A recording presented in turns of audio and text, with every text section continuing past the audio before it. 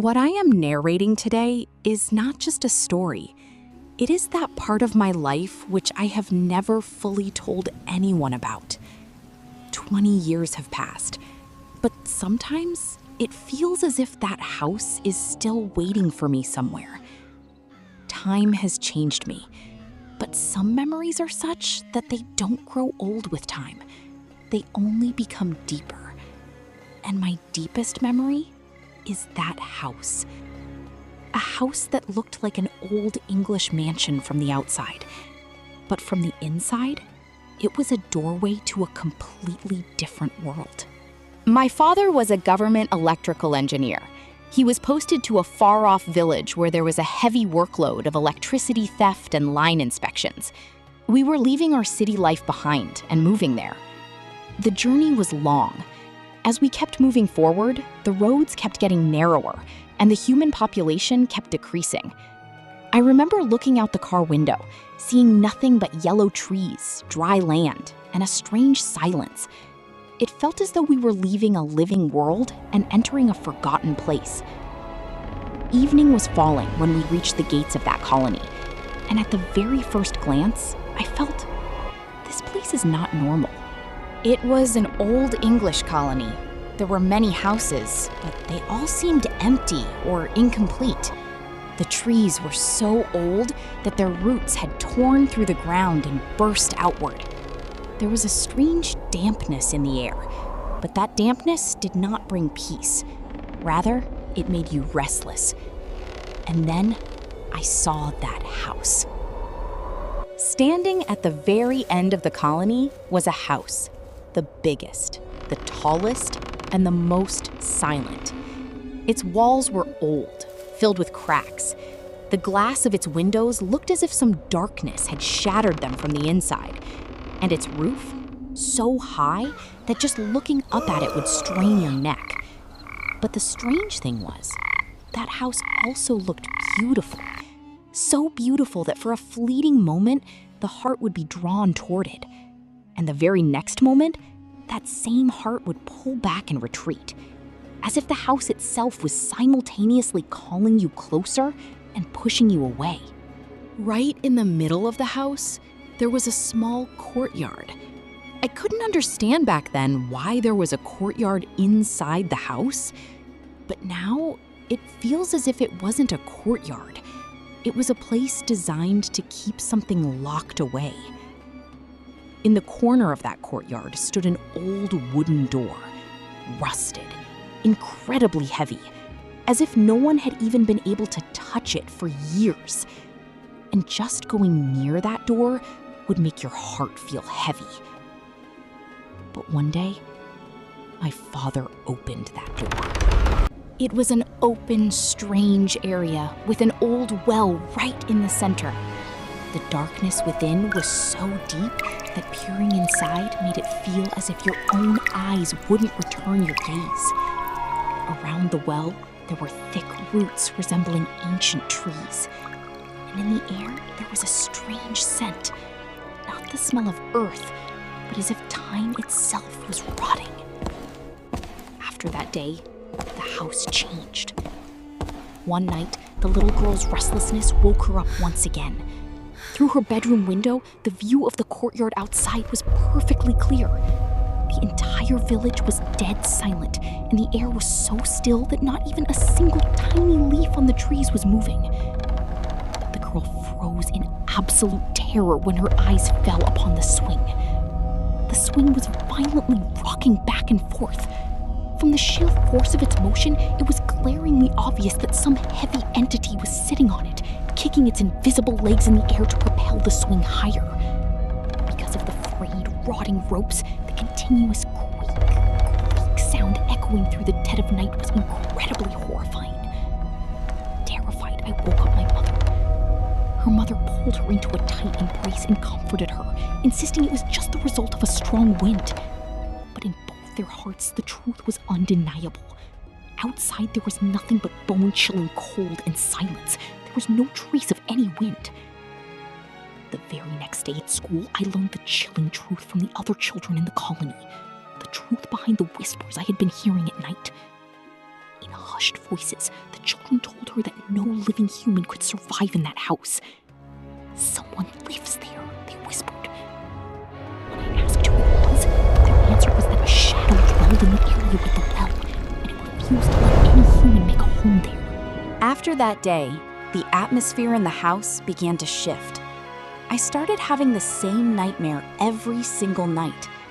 In the dream, I would find myself standing in that unpaved indoor courtyard. Right in front of me stood a tall, black, and bizarre shadow. The entity had no face, nor were its hands or feet defined. It was nothing but a solid mass of darkness that constantly stared at me. Then, the shadow would slowly turn and start walking toward the rusted door. I would lose all control over my own body, and driven by some unknown magnetic pull, I would begin to follow the shadow.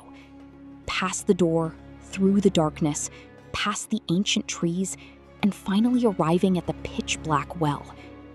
When the shadow reached the well and peered inside, my gaze would automatically be dragged down into that deep inkiness. And at that exact moment, as if something from inside the well was violently yanking me down, my eyes would snap open. This terrifying cycle repeated every night. The shadow was calling me to the well, as if it wanted to reveal a dark secret, or perhaps claim me as its prey. The shadow displayed its full physical power one afternoon. My dad had gone to work, and both children were out playing in the colony's outer grounds.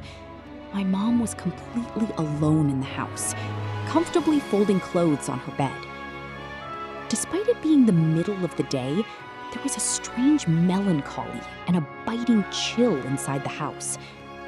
Suddenly, someone slammed against the closed bedroom door with such sheer force that it felt as if a massive boulder had been hurled at it from the outside.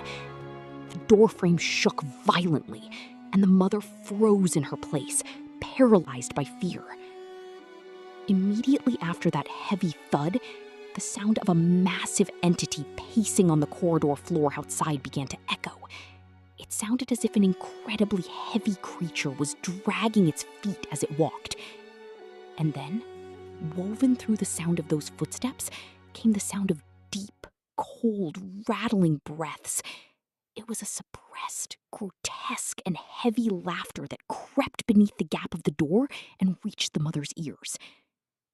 Gathering every ounce of her courage and trying to rein in her terror, the mother began to recite the Holy Quran aloud. Her voice echoed throughout the room. As soon as the recitation began, the heavy footsteps halted right outside her door. For a few agonizing seconds, complete silence prevailed.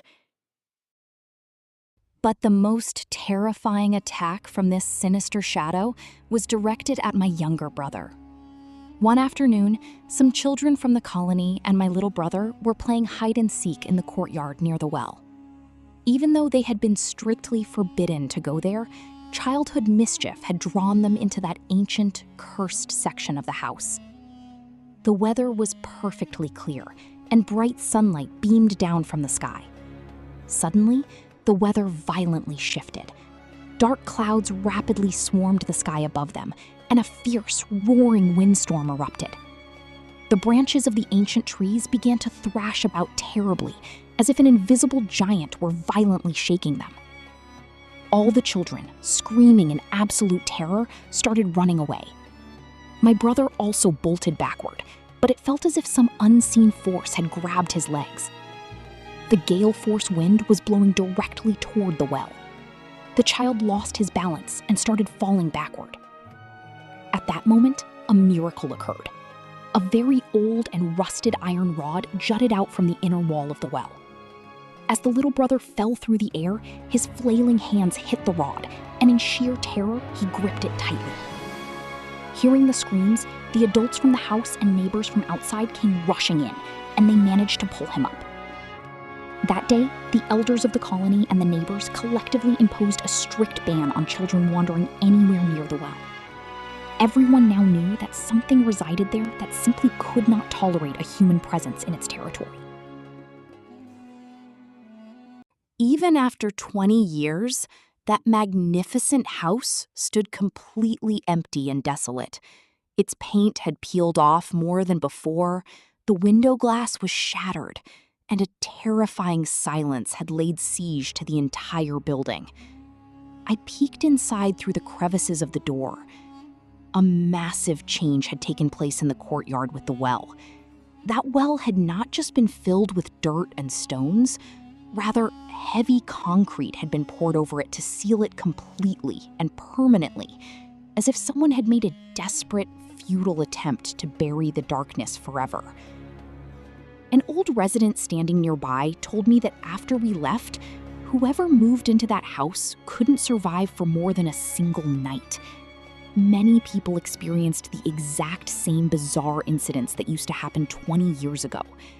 Eventually, defeated and exhausted by the horrors, the administration sealed the well permanently with heavy concrete and abandoned the house, leaving it to rot as an ownerless ruin.